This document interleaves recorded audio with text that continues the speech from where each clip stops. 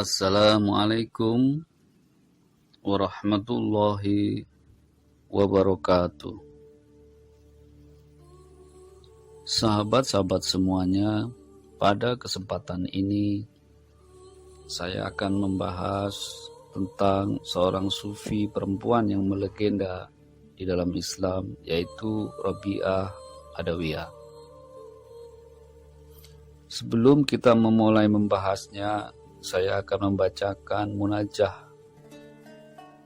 yang pernah disampaikan oleh Rabi'ah Adawiyah dan dinukil oleh Ahmad Ibrahim.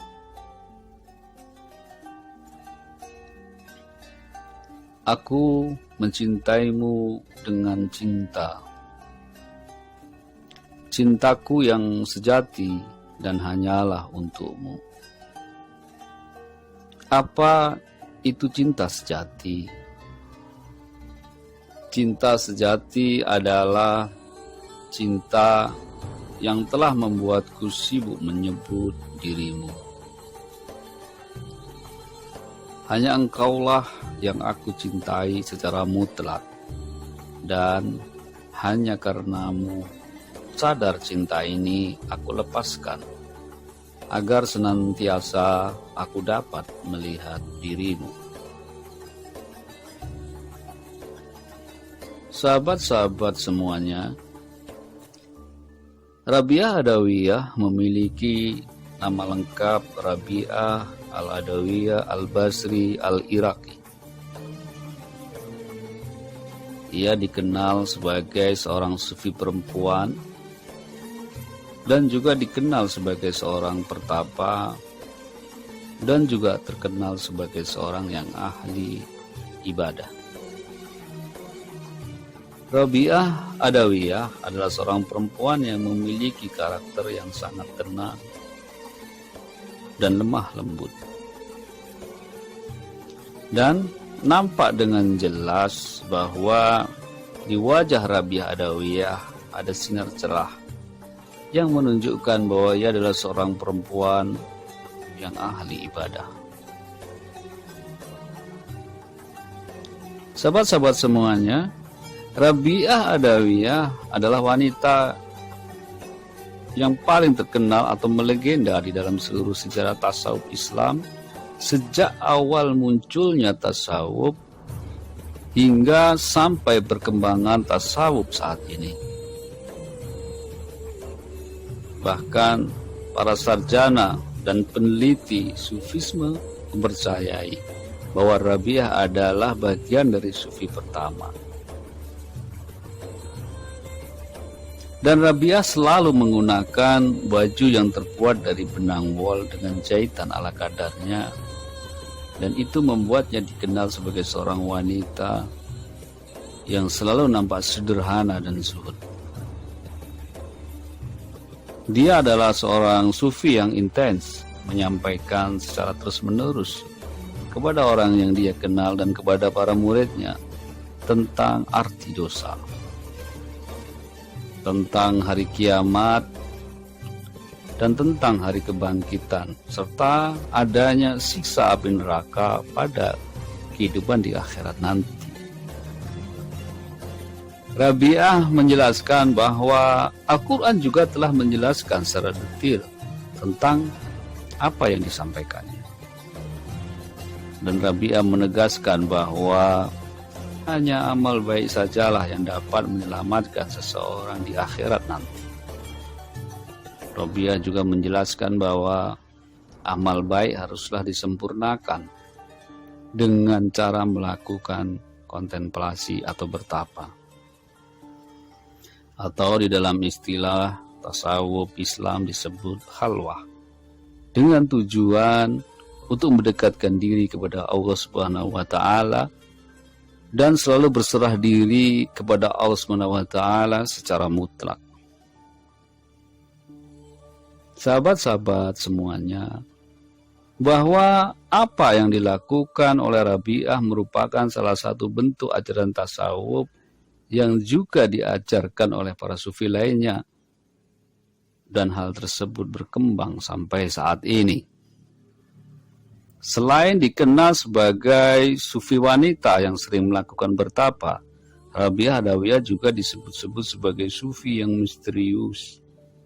Karena tidak diketahui secara pasti kapankah tahun kelahirannya, dan tidak diketahui secara pasti kapan beliau meninggal. Namun kebanyakan pendapat mengatakan bahwa ia lahir dan hidup di antara tahun 135 Hijrah sampai dengan 185 Hijrah. Rabiah Adawiyah tidak menulis satupun buku tentang ajarannya, dan ia juga tidak pernah menulis tentang kehidupan perjalanannya menjadi sufi. Dan hal-hal ini adalah ciri yang paling menonjol dari Rabiah Adawiyah dan para sufi besar yang hidup di abad pertama dan abad kedua Hijrah. Karena asketisme mereka lebih bersifat amaliyah atau praktis daripada bersifat nadoriyah atau teoretis. Rabiah Adawiyah dikabarkan kelahirannya sangat menyentuh hati, karena Rabiah Adawiyah lahir di suatu rumah yang sangat kecil, dan diriwayatkan bahwa keluarga Rabiah Adawiyah adalah keluarga termiskin di Basrah. Sampai dikatakan bahwa ketika menyambut kelahiran Rabiah Adawiyah, di rumahnya tidak ada lampu, tidak ada cahaya lampu sedikit pun. Dan hanya ada sobekan kain sedikit yang tidak cukup untuk membungkus bayi Rabiah Adawiyah yang lahir. Dan itu membuat sang ayah mengharuskannya untuk keluar rumah, mengetuk pintu tetangga untuk meminta minyak, untuk menyalakan lampu, dan meminta sesobek kain untuk menyempurnakan kain sobek yang tidak cukup untuk menutupi bayi Rabiah. Meskipun ayahnya sebelumnya telah berjanji untuk tidak meminta sesuatu kepada siapapun, tetapi pada akhirnya ayah Rabiah keluar rumah untuk meminta setetes minyak kepada tetangganya karena dia didesak oleh istrinya. Meskipun ayah Rabiah keluar rumah, pada akhirnya ia tidak jadi meminta minyak kepada tetangganya, hingga pada akhirnya ia kembali lagi dan tertidur. Di dalam tidurnya ayah Rabiah Adawiyah bertemu atau berjumpa dengan Nabi Muhammad SAW. Beliau berkata, "Wahai fulan, janganlah engkau bersedih, karena gadis yang baru lahir ini adalah wanita yang akan besar namanya." Sahabat-sahabat sekalian, ketika Rabiah Adawiyah tumbuh dewasa dan semeninggal ayahnya, dan kemudian ibunya juga menyusul meninggal, Rabiah Adawiyah beserta kedua adiknya jatuh miskin. Dan juga bersama adik-adiknya mereka semakin lemah, semakin miskin, dan hidupnya ditakuti, dan hidupnya ketakutan karena susahnya dalam mencari,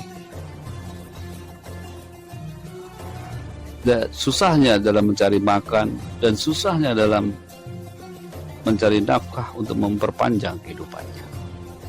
Hingga pada akhirnya terjadilah badai besar dan menjadikan sebuah bencana nasional di Basrah pada waktu itu. Terjadilah badai kekeringan yang melanda di seluruh Basrah pada waktu itu. Dan mereka bertiga pada akhirnya harus dipisahkan oleh keadaan. Dan dikisahkan bahwa seorang pernah melihat Rabiah Adawiyah berada di sebuah pasar gelap, di mana tempat itu telah diperjualkan berbagai budak. Dan Rabiah Adawiyah pada pasar tersebut dijual sebagai budak untuk bekerja kepada saudagar. Rabiah Adawiyah pada waktu itu dihargai 6 dirham dan dibeli oleh seorang saudagar kaya, dan ia dipekerjakan di rumahnya. Setiap hari Rabi'ah Adawiyah mendapat tugas untuk keluar rumah dan berbelanja di pasar. Dan dalam perjalanannya ke pasar, karena kecantikannya, banyak pria yang melihatnya. Dan itu justru membuat Rabi'ah Adawiyah merasa takut dan ia bersembunyi dan melarikan diri dan mengadu kepada Allah Subhanahu wa taala akan rasa takutnya. Dan Rabi'ah Adawiyah beberapa kali bercerita kepada teman-temannya bahwa dia mengadu kepada Allah Subhanahu wa taala, dan hal itu bagi Rabi'ah Adawiyah sangat penting dalam kehidupannya. Abdurrahman Badawi berkata, momen tersebut dalam kehidupan Rabi'ah menjadi saat titik terpenting awal mula perkembangan yang menentukan dalam kehidupannya menjadi seorang spiritualis yang melegenda. Rabi'ah Adawiyah selalu bermunajah dalam mendekatkan dirinya kepada Allah Subhanahu wa taala sebagai bentuk pengabdiannya kepadanya. Dan dilakukannya tidak pernah berhenti. Dan ia tidak menginginkan apapun kecuali selain cinta dari Allah Subhanahu wa taala kepadanya. Sahabat-sahabat sekalian, melihat keagungan sifat dan ketekunan ibadah Rabi'ah Adawiyah, pada akhirnya saudagar kaya tersebut membebaskan Rabi'ah Adawiyah atau memerdekakan Rabi'ah Adawiyah. Dan beberapa catatan sejarah menggambarkan bahwa Rabi'ah Adawiyah sempat bertemu dengan seorang sufi bernama Riyah bin Ammar Al-Qaisi.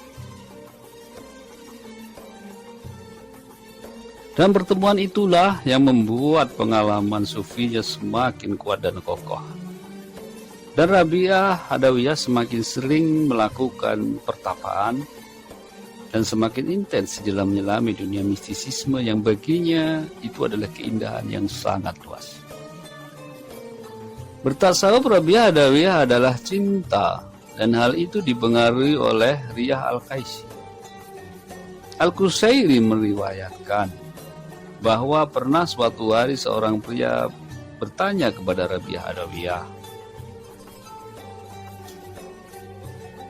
"Wahai Rabi'ah, saya telah melakukan banyak dosa. Jika saya bertobat, apakah Allah Subhanahu wa taala akan mengampuni dosa saya?" Rabi'ah Adawiyah menjawab, "Tentu tidak. Tetapi jika Allah menerima tobat Anda, maka tobat Anda akan diterima oleh Allah Subhanahu wa taala. Dan ketahuilah bahwa saya pun sedang mencari pengampunan dari Allah Subhanahu wa taala karena saya merasa kurangnya ketulusan dalam meminta. Makanya saya selalu mencari pengampunan kepada Allah Subhanahu wa taala. Dan ketahuilah bahwa dalam memohon pengampunan kepada Allah Subhanahu wa taala membutuhkan kebenaran di dalam. Membutuhkan kesungguhan di dalam. Sahabat-sahabat sekalian, di dalam permohonan itu Rabi'ah Adawiyah selalu bermunajah, dan ia telah menumbuhkan rasa cintanya, dan ia tidak dapat melupakan cinta itu.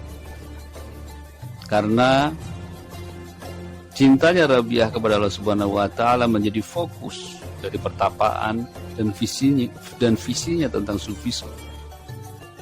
Setiap hari Rabi'ah Adawiyah berdoa dan bermunajah sampai malam. Bahkan dia akan naik ke atap rumah. Atap rumah di Basrah tidaklah terbuat sebagaimana genting yang ada di Indonesia, tetapi atap rumah di Basrah biasanya disebut sutuh, yaitu atap yang tidak ada genting dan di tempat yang terbuka. Dan Rabi'ah Adawiyah menjadikan kerudungnya sebagai perisai sambil berkata, "Ya Allah, ya Tuhanku, bintang-bintang bersinar, mata telah tertidur. Raja-raja menutup pintu mereka, dan setiap kekasih mulai meninggalkan kekasihnya. Tetapi aku masih tetap di tempatku, yaitu di tanganmu hingga fajar tiba. Ya Allah, ya Tuhanku, malam ini telah terbenam dan hari ini telah berubah. Apakah Engkau menerima saya dan mengucapkan selamat kepada saya? Atau apakah saya akan mengulanginya sehingga saya akan terhibur? Sahabat-sahabat semuanya, sepanjang kehidupan Rabi'ah Adawiyah memiliki energi spiritual yang sangat kuat dan besar, yang membuat dirinya sama sekali berbeda daripada penampilan para wanita sebayanya pada waktu itu. Bagi Rabi'ah Adawiyah, hidup adalah cinta dan kebaikan. Dan baginya hidup adalah kerinduan dan kesenangan atas kefasihannya mencintai Allah Subhanahu wa ta'ala yang telah ia temukan. Rabi'ah Adawiyah menempatkan cinta ilahi di mata zahir dan batinnya, sehingga ia tidak pernah membiarkannya pergi dari lingkaran kehidupannya sebagai seorang sufi. Ucapan-ucapan Rabi'ah Adawiyah yang filosofis telah membuat seorang sarjana Perancis, pengkaji Islam yang bernama Massignon, berpendapat bahwa Rabi'ah Adawiyah adalah presiden atau peletak pertama aturan cinta dan kerinduan di dalam struktur mistisisme Islam. Dan itu meninggalkan jejak yang sangat kuat, sebab ketulusan Rabi'ah dalam mengungkapkan rasa cintanya dan kerinduannya telah membuat Rabi'ah semakin mencintai Allah SWT. Rabi'ah Adawiyah sangat gembira dengan cinta ini, dan di setiap waktu dan di setiap hari, di setiap ruang, ia telah menjadi milik yang dicintainya. Engkau adalah jiwa dan hatiku. Engkau adalah harapanku, kerinduanku. Jika tanpamu, aku lupa akan hidupku. Dan aku tidak akan bisa melangkah di dunia yang luas. Betapa keanggunan muncul karena aku memiliki. Dan aku memiliki kemurahan hati dan rahmatmu. Cintamu sekarang adalah harapanku, dan aku tidak akan berhenti mencintaimu sampai kapanpun. Sahabat-sahabat sekalian semuanya, demikianlah kajian kita tentang Rabi'ah Adawiyah pada kesempatan ini. Mudah-mudahan ada kesempatan lain untuk membahasnya. Dan mudah-mudahan Allah Subhanahu wa ta'ala selalu memberkati dan memberikan kesehatan kepada kita semuanya. Atas segala kekurangan, mohon maaf yang sebesar-besarnya. Wabillahi taufiq wal hidayah wa ridha wal inayah. Assalamualaikum warahmatullahi wabarakatuh.